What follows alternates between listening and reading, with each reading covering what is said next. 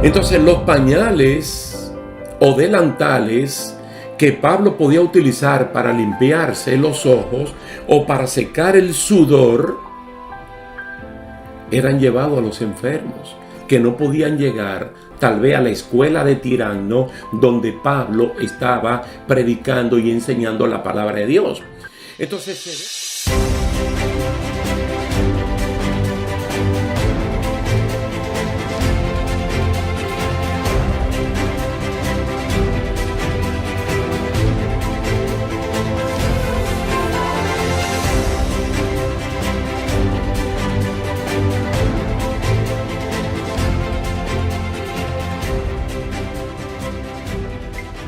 Dios le bendiga, mis queridos hermanos. Aquí estamos de nuevo para continuar estudiando acerca de la iglesia del Nuevo Testamento. Los últimos capítulos hemos visto a Pablo en la región de Éfeso, especialmente allí en Éfeso, a Apolos, a Priscila, a Aquila, moviéndose entre Éfeso y Corinto, y Pablo moviéndose entre Éfeso y Jerusalén y regresando de nuevo. Vamos a ver en el día de hoy entonces como una nueva temática dentro de la iglesia del Nuevo Testamento para ver de una vez las cartas que fueron enviadas a la iglesia de Éfeso. Nosotros conocemos la primera carta enviada por Dios vía Pablo a los Efesios, que es una carta que consta de 6 capítulos. Pero también tenemos una carta pequeña enviada por Dios a la iglesia de Éfeso vía Juan desde la isla de Patmos. Así que vamos a leer en Efesios capítulo 1, versículo 1 y 2 y Apocalipsis capítulo 2, verso 1. ¿Qué dice la carta a los Efesios vía Pablo? Pablo, apóstol de Jesucristo, por la voluntad de Dios, a los santos y fieles en Cristo Jesús que están en Éfeso. Gracia y paz a ustedes de Dios nuestro Padre y del Señor Jesucristo. Vale la pena aclarar que algunos eruditos, personas que están a nuestro favor, estudiosos de la palabra del Señor, en los idiomas originales y en la manera como estas cosas se transmitieron, que la palabra Éfeso como que no aparece en los manuscritos más antiguos, dando a entender que la carta es una especie de circular que aunque pasa por Éfeso es para ser distribuida en toda Asia Menor, en lo que es la Turquía moderna. En Apocalipsis 2:1 dice: escribe al ángel de la iglesia en Éfeso, el que tiene las 7 estrellas en su diestra, el que anda en medio de los 7 candeleros de oro, dice esto. Ustedes se dan cuenta inmediatamente en la manera como Dios se introduce a la misma congregación, vía Pablo o vía Juan. En la primera carta, la de los 6 capítulos, es una carta que está dirigida a toda la congregación abiertamente, sin ningún intermediario, vamos a decir, ningún anciano o diácono, anciano gobernante, un pastor. Más sin embargo, la carta corta de Apocalipsis tiene que entrar vía el pastor de la iglesia, vía el ángel de la iglesia o vía esa estrella que está a la mano derecha de Jesucristo, según la revelación de Apocalipsis capítulo 1. Entonces, esta iglesia de Éfeso recibió 2 cartas, como ya hemos dicho, de parte de Dios, una mediante Pablo y otra mediante Juan. La carta a los Efesios mediante Pablo consta de 6 capítulos y fue, como dije al principio, una especie de carta circular para todas las iglesias de Asia Menor, que eran muchas, no eran 7 como aparecen en Apocalipsis capítulo 2 y capítulo 3, sino que de todas las que habían, el Señor decidió enviar 7 cartas a 7 iglesias en particular. Pero fue una región muy próspera, de un terreno muy fértil para plantar iglesias. En esta carta, en la carta a los Efesios, vía el apóstol Pablo, entonces nosotros vemos que consta de 6 capítulos, pero que están centrados completamente en el trabajo de Cristo. Somos predestinados en Cristo. somos redimidos en Cristo, somos herederos por Cristo, estamos unidos por Cristo y disponemos de recursos por Cristo y al mismo tiempo vivimos una vida nueva por Cristo. Todo eso más o menos una especie de resumen de la carta circular que Dios envió a los Efesios y a todas las iglesias de Asia Menor a través del apóstol Pablo. Esta carta dispone del plan de Dios para una vida fiel y cómo mantenernos firmes ante las acechanzas del diablo. Los recursos que tenemos son el Espíritu Santo y las armaduras de Dios, las cuales nos ponemos y operamos orando en todo tiempo. Aquí de una vez sobresalta también la forma o la manera como el cristiano se hace un triunfador. Allí se le dice a las iglesias a través de esta carta circular, Camino por los Efesios, que debemos fortalecernos en el Señor y en el poder de su fuerza. Esa debe ser la fórmula para los cristianos del siglo XXI, fortalecerse, cubrirse. No necesariamente decir yo me cubro con la sangre de Cristo. Porque por más que uno diga eso, en el fondo, en la realidad, eso no tiene ningún efecto. Porque eso uno no lo hace diciéndolo. Mas, sin embargo, cuando uno confiesa el ser fortalecidos en el nombre del Señor y en el poder de su fuerza, inmediatamente uno recibe esa fortaleza porque uno sabe dónde encontrarla. Uno sabe dónde buscarla y es muy importante para la iglesia poder tener estas cosas bien claro de que somos fortalecidos en el Señor y que cuando nos vestimos con las armaduras de Dios no hay nada que temer. Por el contrario, el que teme es el enemigo de la justicia que mira nuestra condición de protección desde la cabeza hasta los pies, con el escudo de la fe en la mano izquierda, con la espada del Espíritu, que es la palabra de Dios, en la mano derecha, y el enemigo es el que tiene que huir. Juan, en Apocalipsis capítulo 2, halla la iglesia, la de Éfeso, en otro contexto, después que Pablo escribió esta carta, la que consta de los 6 capítulos. Los falsos apóstoles de ese primer siglo del cristianismo que pululaban por las iglesias eran probados, eran desenmascarados y no eran apoyados por la iglesia de Éfeso. Por eso fue que al principio nosotros hicimos mención del tremendo equipo misionero con el cual Pablo llegó a Éfeso. Allí también hicimos mención de la alianza que hizo Pablo con Priscila y con Aquilas y también la alianza que se hizo con Apolos. Quiere decir que la iglesia de Éfeso conoció a profundidad lo que era un verdadero ministro del evangelio. Ahora estos que aparecían diciendo que ellos eran apóstoles eran probados como nos enseñó el Señor en el Sermón del Monte, de que los falsos se visten de ovejas siendo lobos para penetrar a la congregación. Entonces, con la observación y con el tiempo, uno prueba y se da cuenta quién es quién y cuál es cuál. Entonces, cuando se manda la carta, ya a finales del siglo I, en el año 95 al año 100, vía Juan en la isla de Patmos, se encontró que la iglesia de Éfeso tenía puntos fuertes, como probar a los que se decían ser apóstoles y que no lo eran. Entonces eso lo desenmascaraba y no los apoyaba, sino a los verdaderos.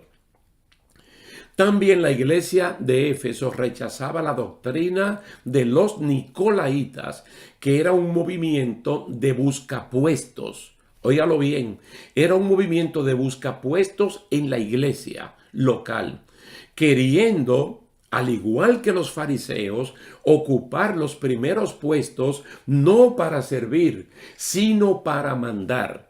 Entonces, en la iglesia de Éfeso eso no se utilizaba por la característica de que era una iglesia sufrida, pero era una iglesia que tenía paciencia y era una iglesia que trabajaba arduamente por amor del nombre de Jesús y que no había desmayado.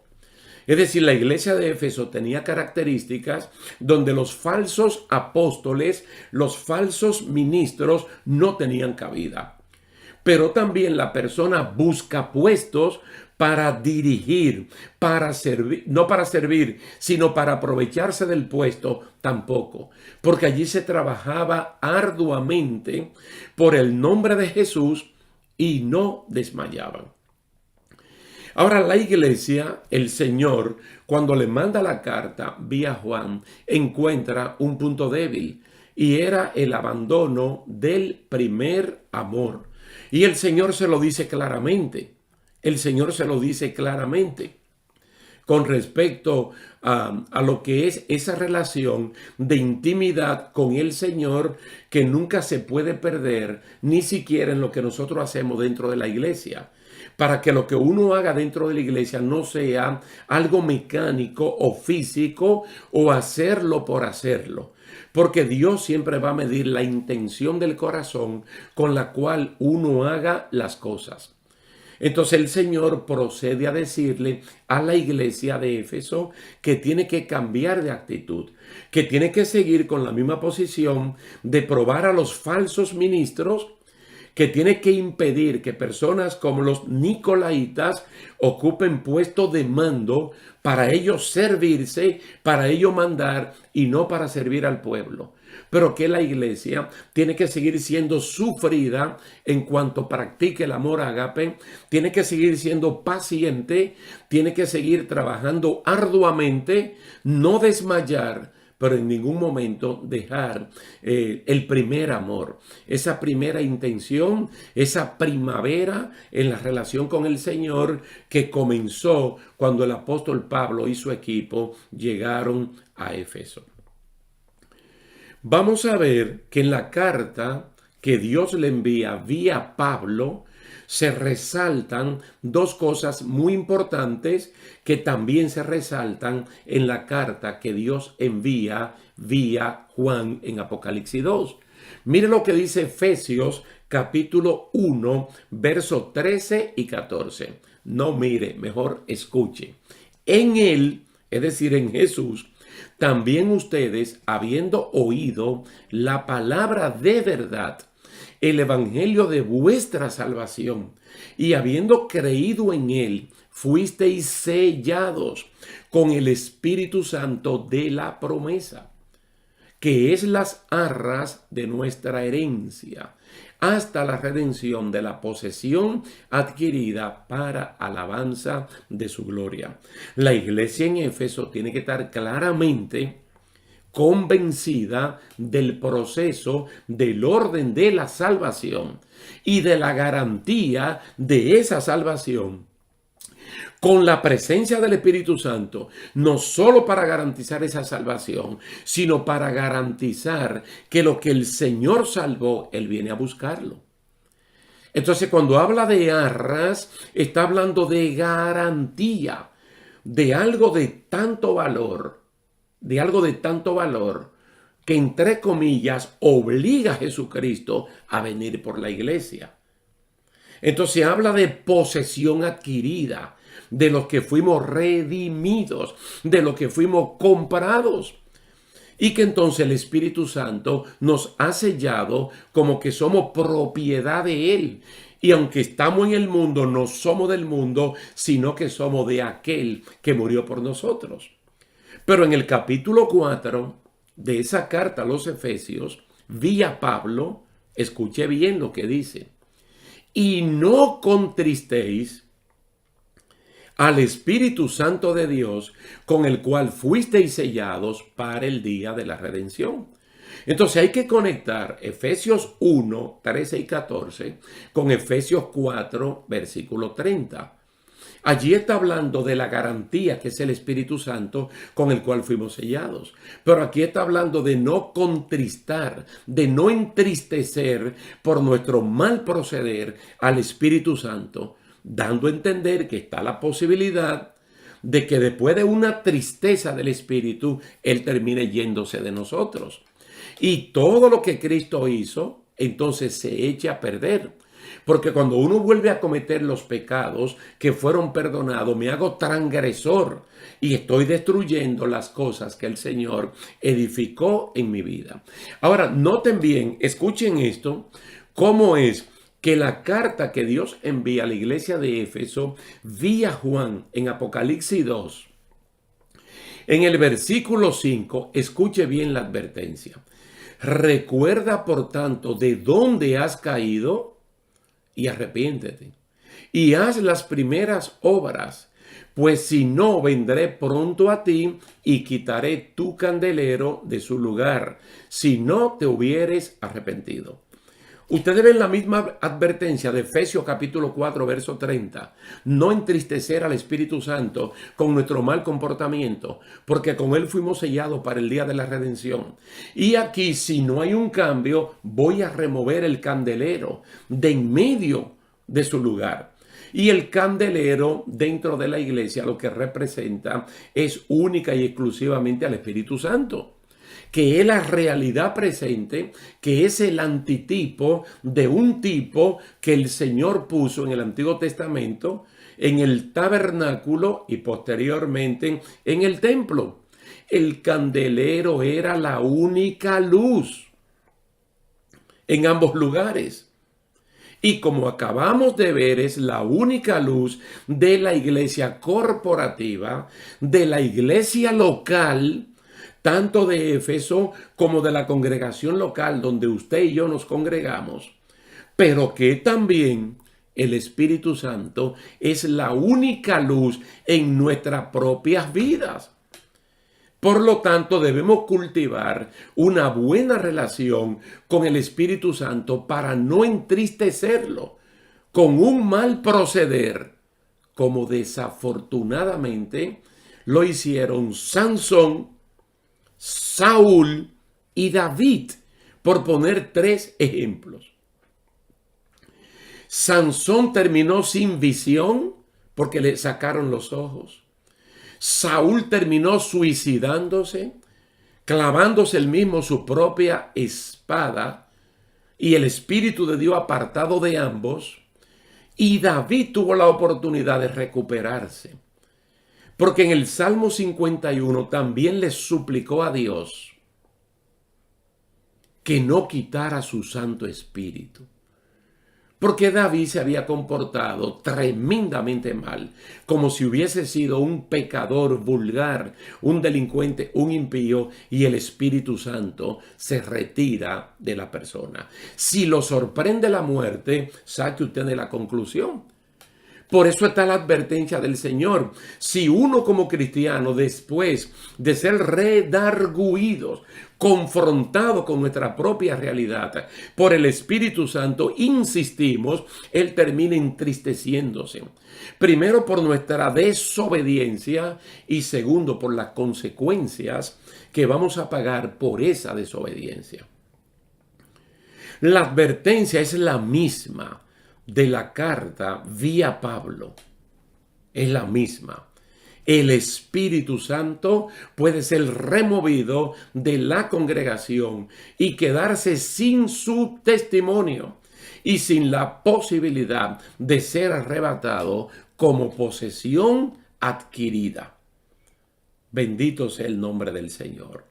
Si ustedes quieren, pueden volver a los 2 últimos capítulos de esta serie de estudios bíblicos, la Iglesia del Nuevo Testamento, para que una vez más recuerden el trabajo a fondo que hizo Dios a través de Pablo, a través de Priscila, de Aquila y también de Apolos en aquel lugar y del equipo completo de Pablo. tanto en Corinto como en Éfeso, y los extraordinarios milagros que Dios hacía a través de Pablo, y el nombre que era magnificado, engrandecido, alabado, no era el de Pablo, sino el del Señor Jesucristo. Y las personas se salvaban por montones, no por Pablo, sino por Cristo.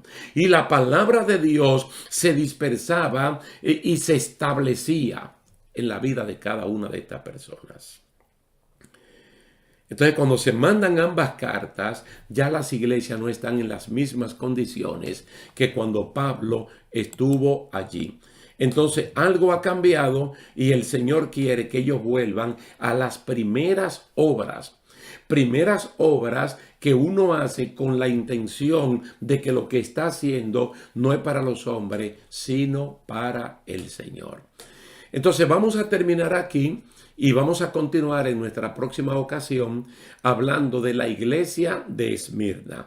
Una iglesia que no sabemos cuál fue el medio que utilizó Dios para plantarla. Probablemente fueron de las personas que se convirtieron en Hechos capítulo 2. Pero no fue el apóstol Pablo, no fue el apóstol Juan, no conocemos. Pero vamos a hablar de la característica de una iglesia que se parece a la iglesia verdadera de este tiempo. Así que lo dejamos hasta aquí, dándole las gracias a Dios y a cada uno de ustedes y esperando vernos en una próxima ocasión. Dios me le bendiga y Dios le guarde.